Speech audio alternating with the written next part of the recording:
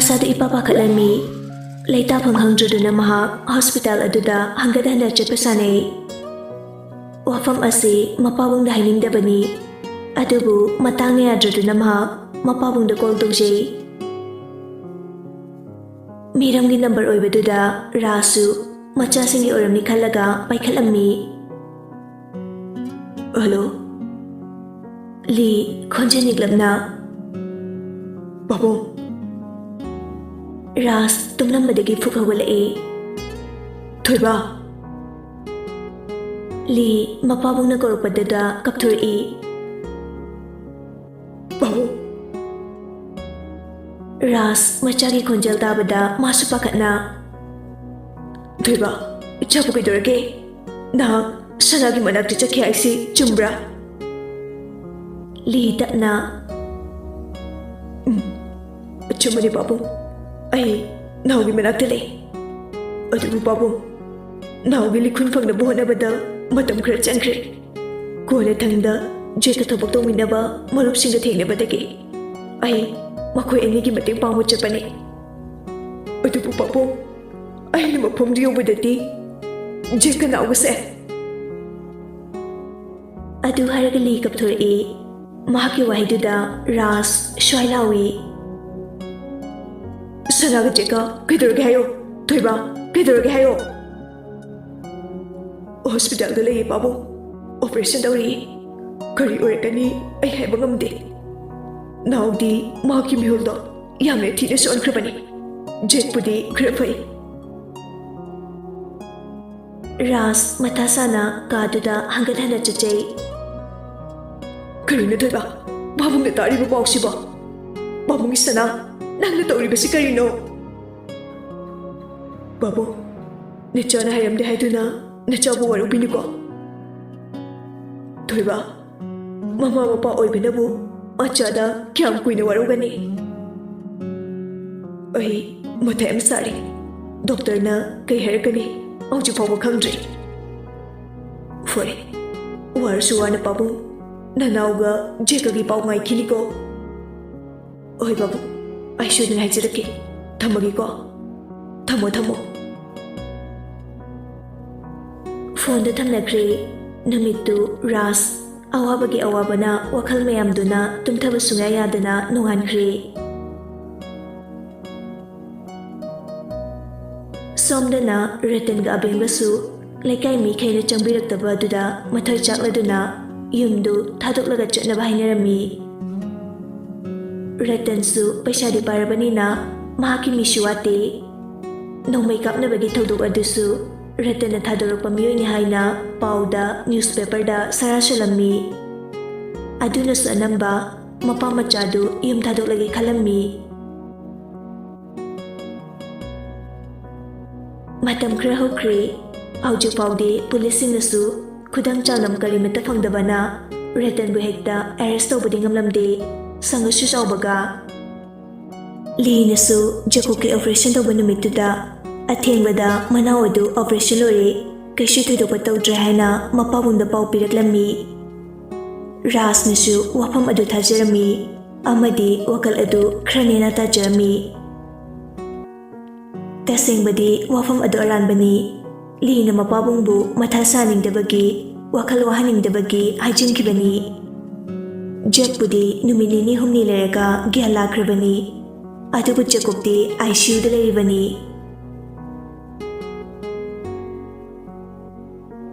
Tha amagi matungdadi Rojasu anabadu khra faraktuna khra chatok chasin tawrai. Chatningda Roshanoisu matam yorakpana France da chatkrabani. Nurse aduna somsu hakchang phagalabanina aigi duty su loi ahindagi chakrage ko. Roger na oi sister gi achimba gap kai thupiraga mafam sida aigi damakta leibibagi sister bu yamne thagachari. Masidi aikhoi gi thauni. Tona nurse nupi amadi Roger gi chan thaknaba porai. Christina na thongda hangdori. Ton nokmi. Hi sister. Christina sinokjay. Hi. Ton ubada Roger na. Hello miss. Ton na. Thang kitang thilambay bu adu kuina kulaga leise kaygino. Itomta sidori wabana. Roger thawasadana. Khwaidi nungaibase. Pamungda tumaga chabaga siwarami. Nangi salary su account na 70k sabirabana drop. Ton mamito paining na 15k ki thabak tu pami. 70k ki thabak se yam waye. Adune aina nahan ke honaramido. Nangna ise nupa yam thokte haidane. Aina nupa thokpagi tangkak tusu khanglaba natro. Nangi nawami ngambadisu nakan amaromda nupa thoklasu. Yongna yubi kolaga kapido khanglaba natro. Chindi sarsutade. Sarga gaurida. Aishu chik orabo. Oi, sarga kono. Daros inu koro. Nangna dako ko butaraga iyam kakhibane. Nungsidamna khare oiba. Christina. Noyani se asumaya dum khanai se kaygino. Tona. Oh, mana ise pamjaba. Aini su pamjaba. Aduga mana paisa pamanbagi Jacob ta isa yonthomiba. Lupa chahumdi yonkibane. Masak si thibani na. Hojiktabu toti shina irujabagi kuchuga sa kreka yengi arapoi wani. Hanade imay makoka sa thawing manamne. Managtaga harap changlurdi bora pokora manam chenbazani. Ton perpek changsilaga Roger subadu chingkalami. Yamusitaba. Ay, afawi. Handi sarsa yam fajarmani. Aujikti sum kai dano yam tizile. Miram tapuro yenge. Yengdusu yare aina aisini. Kay nabu kamaina me wangduno nang aisiba. Oh yare kadangi chel. Look habioro. Imana chakraga halakte. Pam diswai sunere do kay noye. Roger nukthore kana noklubagi mabuk anawdo paisinjarami. Ton fana haisingba nupi orabasu mabuk chichambanina hainingbadu Roger dari paleramde.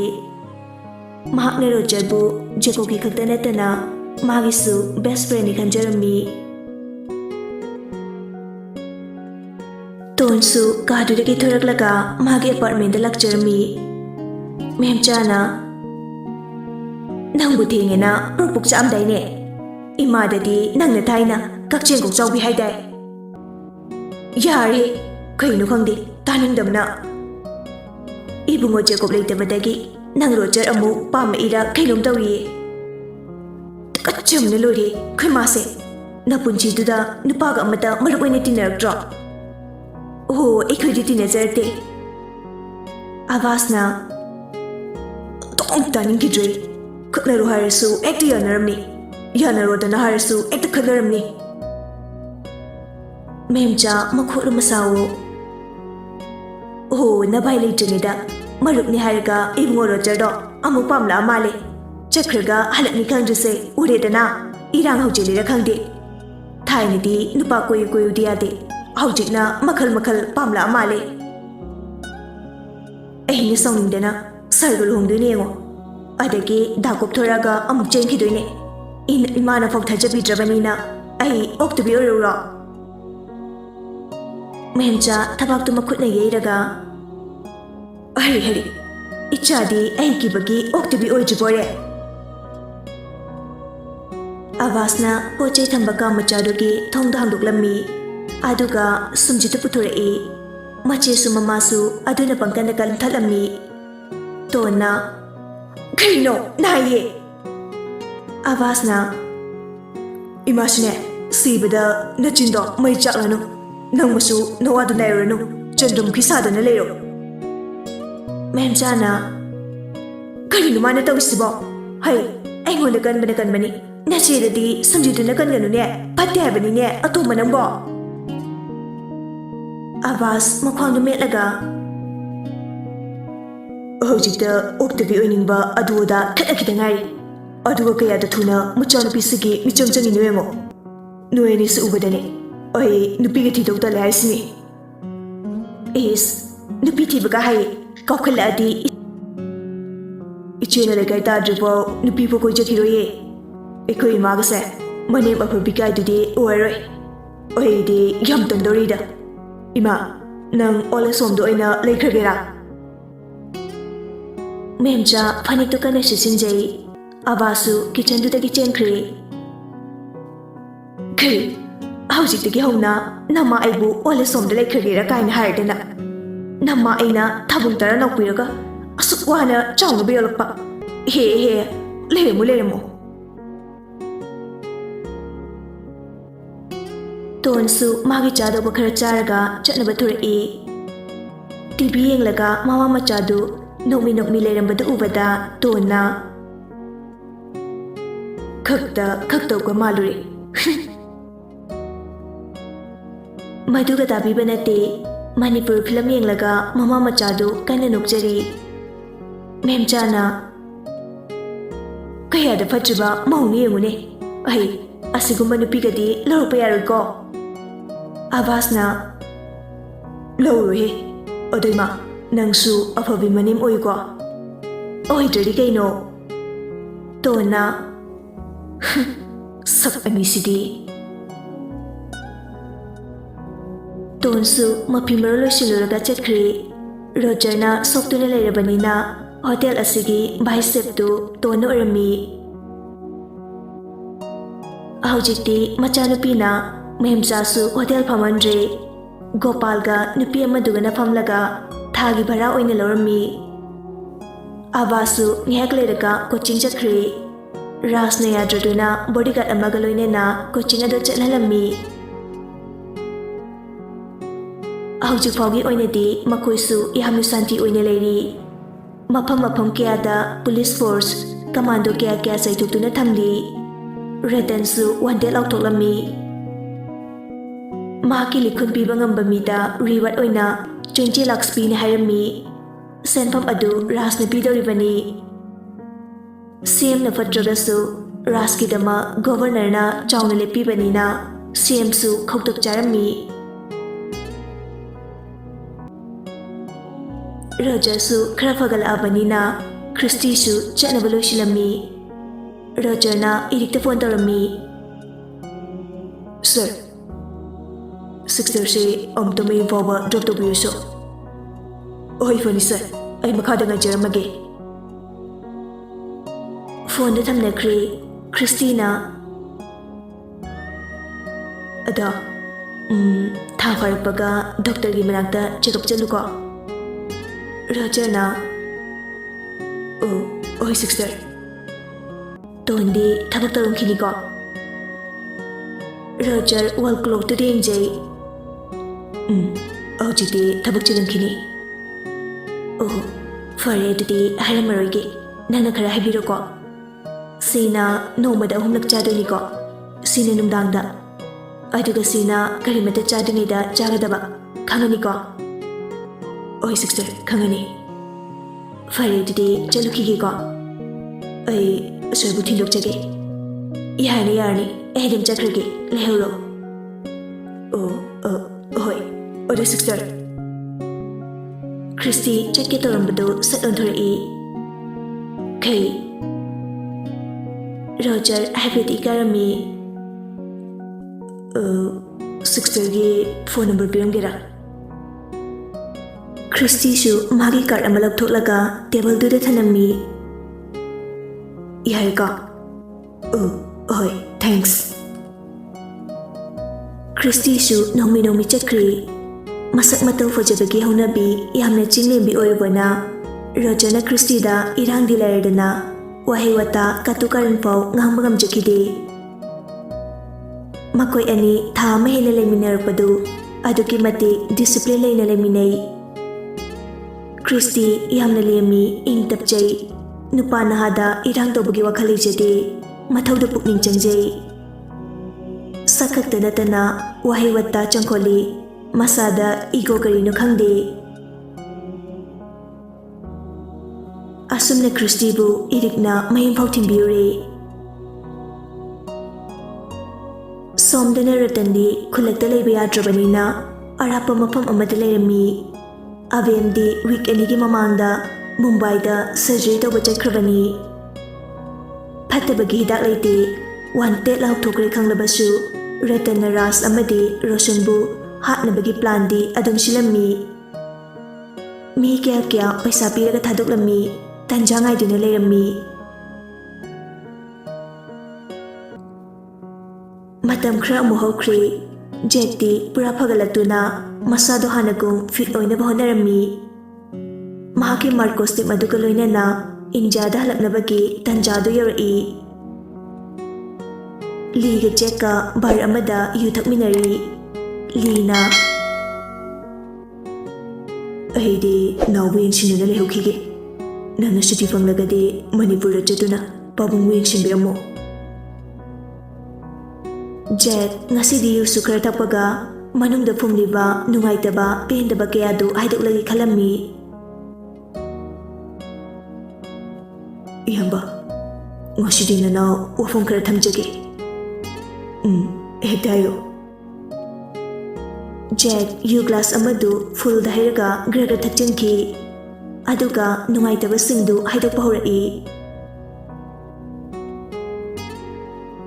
Nakoigi hotel da cook oibi ichin abengi mapanani. Aikoi tongi mapabu hatkibase. Li ngakna Jack tingai. Kuri. Jack na Mani yamba. Nakoigi pabung abengi pabung Roger gi baba amadi tongi baba thainagi close friend ngaktani.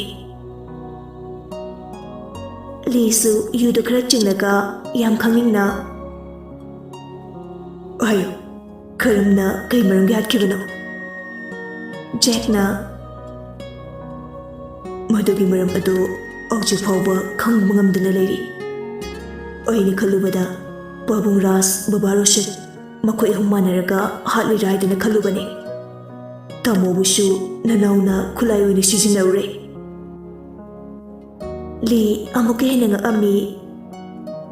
Jack, koinu nangna haiba mayamse Tamo gyan tabo ngamdre. Aibu karamna nangna sizinariba. Jack na wari pumba amada chithadana lirami. Makoina hotnariba pumna makasi Ranbi hatkibagi lamman khumnabani harami. Adubu madugi kanafam leitaba sida Jack mathoyamna chaksarami. Mahakna Lee, Jacob amadi Roger gi icham samjaba mataw adubu su khanglaami. Machanupi na hujikti Jacobu tasengna nungsijarpa asisu haidoklammi. Noma chatlamdaida date chatluraga halakpada Jack Tonga phone wari sanakibadu. Ton kaplaga Dakje Aiko enigi plan se mai pakne haiba ai thajaraktre. Ishani isabusu thajaba manganjare. Jack na Oi, ngaiko aduna pukning sundagino matam yam leiri. Aisu nupa amata bunuksidana fane yamdi wakala se fadajabane. Adubu daje ai Jacobu yam nuksire. Adu haraga ton hege glauna kapjai. Jack su machangi buhaiduda mathasarami. Forise Uchumaran asingbodu matadi khangse. Daje Babung Rasna maran fana leiramasu Baba hatpada cheneramlasu ai Jacobu nusidaba ngamoi laptopasu ngamni tajade. Oisi mapa fudraga mochaita fatlamoi khanbadu slangani. Madam khradi ingise aisu ingse tuise Jacob-kani. Abuja buhatlaga makhoigi mating sa pangba sarga asingbodu matadi khangdoklasi. Asumna wari pumbali balorduna Jack adu yuga khara ngawbaga mapisu darai. Lisu makhoigi wari adu tarubada thamoida yamna nungaitaba amadi fawjarami. Karamnadi nungaigani makhoina ngasi phawba kanada sulaludabani. ꯃꯤꯅ ꯃꯈꯣꯏꯕꯨ ꯐꯠꯇꯅ ꯈꯜꯂꯝꯕ ꯑꯁꯤꯗ ꯅꯨꯡꯉꯥꯏꯖꯔꯝꯗꯦ꯫ ꯑꯗꯨꯕꯨ ꯑꯃꯔꯣꯝꯗꯗꯤ ꯑꯆꯨꯝꯕꯅ ꯖꯣꯛꯑꯦ ꯍꯥꯏꯕꯗꯨ ꯈꯪꯂꯛꯏ꯫ ꯖꯦꯛꯇꯣꯅ ꯍꯧꯖꯤꯛꯇꯤ ꯃꯈꯣꯏꯅ ꯈꯜꯂꯝꯕꯗꯨꯒꯤ ꯑꯣꯟꯅ ꯇꯩꯅꯕ ꯑꯣꯏꯔꯝꯂꯦ ꯈꯪꯂꯕꯗꯨꯁꯨ ꯅꯨꯡꯉꯥꯏꯖꯔꯝꯃꯤ꯫ ꯂꯤꯅ ꯐꯔꯦꯁꯦ, ꯅꯪꯁꯨ ꯍꯟꯅꯕ ꯇꯧꯔꯣ, ꯑꯩꯁꯨ ꯍꯣꯁꯄꯤꯇꯥꯜꯗ ꯆꯠꯂꯒꯦ꯫ ꯖꯦꯛ ꯌꯨꯗꯣ ꯑꯃꯨꯛꯁꯨ ꯊꯛꯆꯤꯟꯈꯤ꯫ ꯂꯤꯅ ꯌꯥꯔꯦ, ꯑꯗꯒꯤ ꯍꯦꯟꯖꯤꯜꯂꯅꯨ, ꯆꯠꯄ ꯉꯝꯃꯔꯣꯏ꯫ ꯖꯦꯛꯅ ꯃꯐꯝꯁꯦ ꯊꯥꯗꯣꯛꯄꯒꯤ ꯇꯟꯖꯥ ꯑꯗꯨꯗꯤ ꯌꯧꯔꯛꯏ, ꯑꯗꯨꯕꯨ ꯇꯥꯃꯣ, ꯖꯦꯀꯣꯕꯅ ꯄꯥꯝꯖꯕ ꯑꯗꯨꯃꯛꯇꯤ ꯅꯤꯡꯕ ꯊꯨꯡꯗ꯭ꯔꯦ꯫ ꯂꯤꯅ ꯑꯩ ꯂꯩꯍꯧꯔꯤꯁꯤꯗꯤ, ꯀꯩꯁꯨ ꯈꯜꯂꯨꯅꯨ꯫ ꯖꯦꯛ ꯅꯣꯛꯐꯦꯠꯇꯧꯅ ꯍꯣꯏ ꯇꯥꯃꯣ, ꯇꯥꯃꯣꯁꯨ ꯑꯔꯥꯏꯕ ꯑꯆꯨꯝꯕ ꯃꯤ ꯅꯠꯇꯦ ꯍꯥꯏꯕ ꯅꯅꯥꯎꯅ ꯈꯪꯖꯩ꯫ ꯑꯗꯨ ꯇꯥꯃꯣ, ꯅꯣꯡꯃ ꯑꯩꯈꯣꯏꯅꯤ ꯐꯨꯅꯕꯗꯣ ꯑꯗꯨꯗꯤ ꯑꯩꯅ ꯈꯔ ꯂꯥꯛꯆꯈꯤꯕꯅꯤꯀꯣ꯫ ꯂꯤꯁꯨ ꯅꯣꯛꯐꯦꯠꯇꯧꯅ ꯁꯛꯇꯝ ꯑꯔꯣꯠꯄ ꯂꯩꯕꯅ ꯅꯆꯟꯁꯨ ꯂꯩꯕꯗꯨꯗ ꯅꯪꯅ ꯉꯝꯍꯟꯗ꯭ꯔꯒꯗꯤ ꯐꯔꯛ ꯇꯥꯔꯛꯇꯣꯔꯦꯅ ꯊꯥꯕꯤꯕꯅꯤ꯫ ꯑꯗꯣ ꯅꯨꯃꯤꯠꯇꯨꯗ ꯑꯩꯅ ꯐꯨꯈꯤꯕ ꯑꯃꯗꯤ ꯇꯣꯟ ꯑꯩꯈꯣꯏ ꯑꯅꯤꯅ ꯂꯥꯟꯅ ꯂꯧꯈꯤꯕ ꯄꯨꯝꯕ ꯋꯥꯔꯧꯅꯨꯀꯣ ꯇꯥꯃꯣ꯫ ꯅꯨꯄꯥ ꯑꯩꯈꯣꯏꯗꯤ ꯍꯥꯟꯅ ꯐꯨꯅꯧ ꯀꯣꯟꯅ ꯃꯔꯨꯞ ꯁꯥꯟꯅꯧ ꯍꯥꯏꯅꯔꯤꯕꯅꯤ, ꯃꯗꯨꯒꯤꯗꯤ ꯇꯥꯃꯣ ꯀꯩꯁꯨ ꯈꯟꯗꯦꯗ꯫ ꯐꯔꯦꯁꯦ, ꯍꯟꯅꯕ ꯇꯧꯔꯁꯤ ꯂꯥꯛꯑꯣ꯫ ꯂꯤꯒ ꯖꯦꯛꯀ ꯕꯥꯔꯗꯨꯗꯒꯤ ꯊꯣꯛꯃꯤꯟꯅꯔꯛꯏ꯫ ꯑꯍꯥꯟꯕ ꯂꯥꯛꯄ ꯇꯦꯛꯁꯤꯗꯨꯗ ꯂꯤꯅ ꯖꯦꯛꯄꯨ ꯍꯥꯟꯅ ꯃꯥꯅ ꯂꯩꯔꯤꯕ ꯑꯦꯄꯥꯔꯠꯃꯦꯟ ꯑꯗꯨꯗ ꯊꯤꯟꯕꯤꯅꯕ ꯍꯥꯏꯅꯔꯝꯃꯤ꯫ ꯖꯦꯛ ꯆꯠꯍꯟꯈ꯭ꯔꯒ ꯂꯤꯗꯤ ꯃꯥꯒꯤ ꯃꯤꯁꯟ ꯑꯗꯨꯕꯨ ꯃꯄꯨꯡ ꯐꯥꯅ ꯄꯥꯡꯊꯣꯛꯅꯕ ꯑꯇꯣꯞꯄ ꯇꯦꯛꯁꯤ ꯑꯃ ꯐꯥꯔꯒ ꯆꯠꯈꯤꯔꯝꯃꯤ꯫